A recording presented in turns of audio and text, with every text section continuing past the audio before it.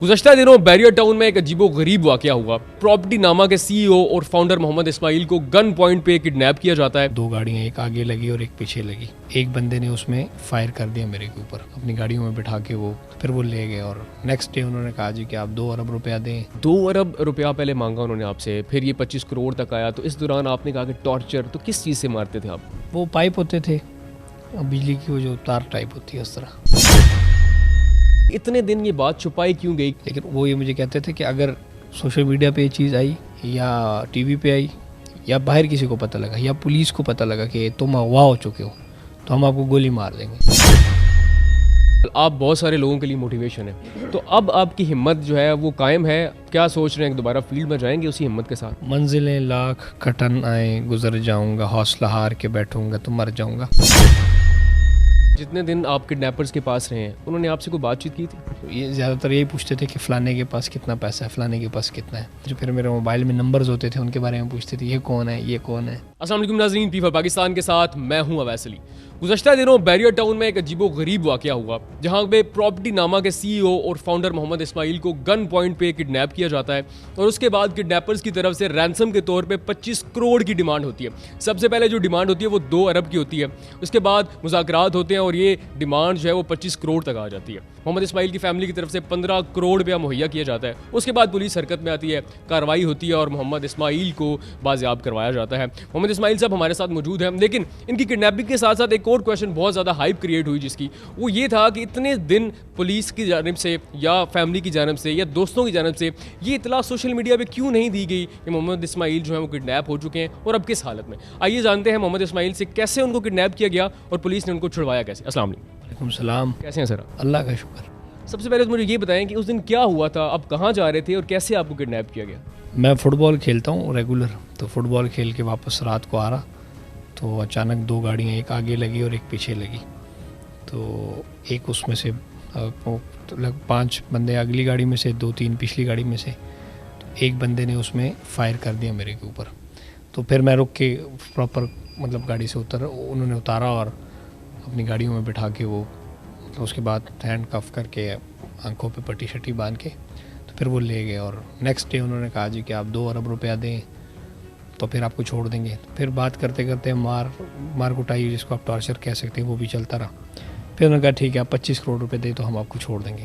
तो फिर मैंने घर पे काम भिजवाया अपने ही, मेरा मोबाइल था उनके पास, उसी मोबाइल से अपने घर मैंने मैसेज किया कि जी 25 करोड़ रुपए का बंदोबस्त करें तो फिर ये मुझे छोड़ देंगे। जिस दिन आपको किडनैप किया गया आप गाड़ी में अकेले थे? अकेला था बिल्कुल। तो जो किडनैपर्स थे वो कौन थे, या कभी ऐसा तो नहीं, कोई इसमें डाउट तो नहीं है कि घर का भेदी लंका डाय, कोई अपना तो इन्वॉल्व नहीं है उसमें? नहीं, अब तो ज़ाहिर बात है हम सबको जानते भी हैं, मतलब शक्लें भी याद हैं, नाम भी याद हैं और इदारे उस पर काम कर रहे हैं। तो वो प्रॉपर गैंग है एक, जिसको आप कह सकते हैं, जो कि प्रॉपर जिन्होंने लिस्ट्स बनाई हुई हैं कि पहले किसको करना था, फिर किसको करना है, फिर किसको करना है। इस तरह करके उन्होंने प्रॉपर फिर रैकी वगैरह अपनी करते रहे और उसके बाद तो जो किडनैपर्स थे उन्होंने आपको किस जगह से किडनैप किया और उसके बाद उन्होंने कहाँ रखा आपको? बैरियर टाउन में जहाँ मैं फ़ुटबॉल खेलता हूँ, उस्मान ब्लॉक, वहाँ से मैं निकला तो बिल्कुल ये सी जंक्शन है, शायद उस्मान गनी रोड है, इसके ऊपर, वहाँ से अगवा किया। और फिर वो जब मुझे लेके गए तो डिफरेंट लोकेशंस पे रखते थे, कभी एक जगह रखते थे, आंखों पे पट्टी बांधते थे, कभी दूसरी जगह पे रखते थे, कभी तीसरी जगह पे रखते थे और इस तरह बहुत सारी जगहों पे वो रखते थे। वो फिर पुलिस को वो सारी चीज़ें मालूम है कि वो कहाँ कैसे वो सिलसिला चला। तो जितने दिन आप किडनैपर्स के पास रहे हैं उन्होंने आपसे कोई बातचीत की थी?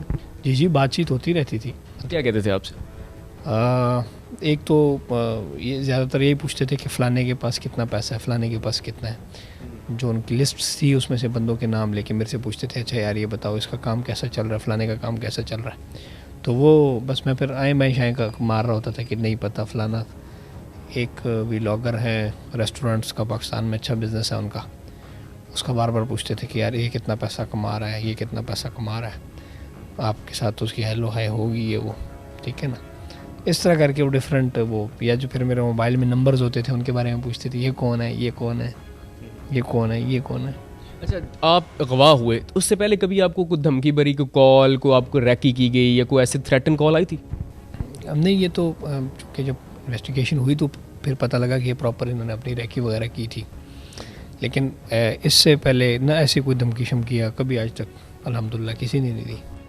تو 2 ارب روپیہ پہلے مانگا انہوں نے آپ سے, پھر یہ 25 کروڑ تک آیا, تو اس دوران آپ نے کہا کہ ٹارچر, تو کس چیز سے مارتے تھے آپ کو؟ وہ پائپ ہوتے تھے بجلی کی, وہ جو تار ٹائپ ہوتی ہے اس طرح. تو آپ کی ایک فیملی نے کتنے پیسے ادا کر دیے؟ 15 کروڑ روپیہ آن 8th یا 9th ڈے تھا شاید. تو یہ جو کمیونیکیشن رہا آپ کے سیل سے رہا, تو یہ پیسے کس طرح ان تک پہنچے پھر؟ وہ 8th 9th یا 8واں یا 9واں یا شاید 10واں دن تھا, تو مجھے انہوں نے کہا کہ جتنے بھی پیسے ریڈی ہیں وہ ہمیں ابھی دیں.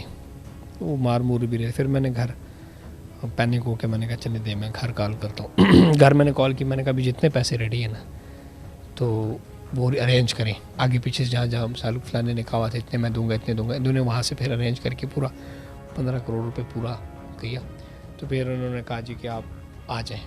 میری کال پہ میں ایک بات کر رہا ہوتا تھا, پیچھے وہ کھڑے ہوتے تھے. تو میں نے کال پہ پھر گھر پہ کہا کہ اب آپ پیسے لے کے نکل آئیں. تو میں نے ان کو کہا بھائی کہاں پیسے پہنچانے ہیں. وکاروں نے کہا وہ مجھے جگہ نہیں بتا رہے تھے, مجھے کہہ رہے تھے بس ان کو کہیں کہ موٹر وے پہ چڑھیں, پشاور والی موٹر وے پہ, تو پھر آپ سے بات کریں گے. اور آگے جیسی پشاور موٹر وے پہ چڑھیں تو DI خان والی موٹر وے پہ موڑ جائیں. تو یہاں تک انہوں نے میری بات کرائی. اس کے بعد وہ موبائل لیا اور وہ باہر چلے گئے. پھر باقی کمیونیکیشن وہ خود کرتے رہے میری فیملی کے ساتھ.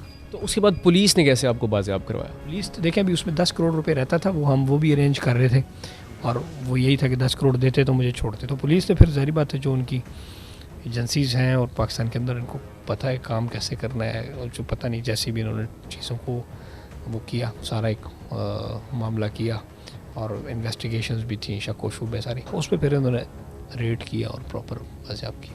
تو اچھا مجھے یہ بتائیں کہ ایک اور سوال اس کے ساتھ بڑا ہائپ کریٹ ہوگی تو اس کی, وہ یہ تھے کہ اتنے دن یہ بات چھپائی کیوں گئی کہ محمد اسماعیل جو ہے, اب آپ سوشل میڈیا پہ بڑے ہیں, آپ کی بہت زیادہ فین فالوئنگ ہے, تو وہ لوگ پریشان تھے, تو کیوں نہیں بتایا گیا, کہ ان کی طرف سے کہا گیا تھا کہ آپ نے شیئر نہیں کرنی یہ بات؟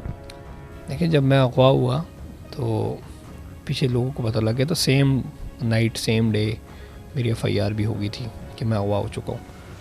لیکن وہ یہ مجھے کہتے تھے کہ اگر سوشل میڈیا پہ یہ چیز آئی یا ٹی وی پہ آئی یا باہر کسی کو پتہ لگا یا پولیس کو پتہ لگا کہ تم اغوا ہو چکے ہو تو ہم آپ کو گولی مار دیں گے. تو سیم یہی میں نے گھر پہ بھی پھر بتایا کہ یار اگر ایسا آپ میں سے کسی نے کیا, پولیس کے پاس بھی نہیں جانا, کسی سوشل میڈیا پہ بھی نہیں لگانا کہ میں اغوا ہو گیا ہوں. آپ لوگ سے کوئی بھی پوچھے آپ لوگ آئیں مائیں شائیں ماریں, نہیں تو ادروائز یہ مجھے گولی مار دیں گے.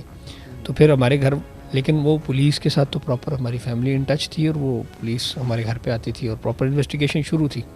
لیکن ان کو نہیں تھا پتہ اس چیز کا, کیونکہ ادھر بات یہ جو آپریشن کی جو کامیابی سیکریسی ہوتی ہے, اگر یہ سیکریٹ نہ رہتا تو پھر تو وہ پتہ نہیں لوکیشن میری چینج کر دیتے, پتہ نہیں کہاں لے جاتے. تو یہ چیزیں, اس لیے اس بات کو پولیس اور اداروں کے کہنے کے اوپر ہم نے بالکل خاموش رکھا. انہوں نے گھر پہ ادھر خاموش رکھا کہ وہ اغوا ہوا, بس خاموشی تھی.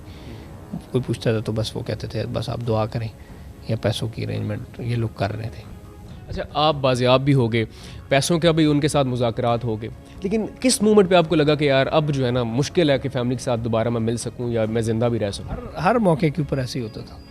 پھر پیسے جب انہوں نے ریسیو بھی کر لیے, پھر مجھے نہیں تھے بتا رہے, تنگ کر رہے تھے. میں نے کہا آگے کیا کرنا ہے بتائیں, یہ رابطہ ہی نہیں کروا رہے تھے میرا. گھر والے سمجھ رہے تھے کہ پتہ نہیں مار دیا ہوگا, اس سے پھر رابطہ شابطہ یہ میرا نہیں کروا رہے تھے. ان کا پتہ نہیں آگے اب کیا نیت تھی, یہ تو اللہ جانتا ہے. لیکن بس اب تو انشاءاللہ بہت ساری چیزیں سموتھ لائن ہے. پولیس نے لوگ بھی اریسٹ کیے ہوئے ہیں, گینگ کے بندے, مین جو بندے ہیں وہ ابھی تک باہر ہیں, اب مطلب ادھر ہی ہیں پاکستان میں ہی ہیں لیکن بھاگ رہے ہیں یا کہیں بھی چھپے ہوئے ہیں. تو لا انفورسمنٹ ایجنسیز اب اپنا جادو دکھائیں اور ان کو پکڑیں. اور جو پیسے ہیں 15 کروڑ روپے ایک بہت بڑی پیمنٹ ہے ہر بزنس مین کے لیے, کسی بھی بندے کے لیے.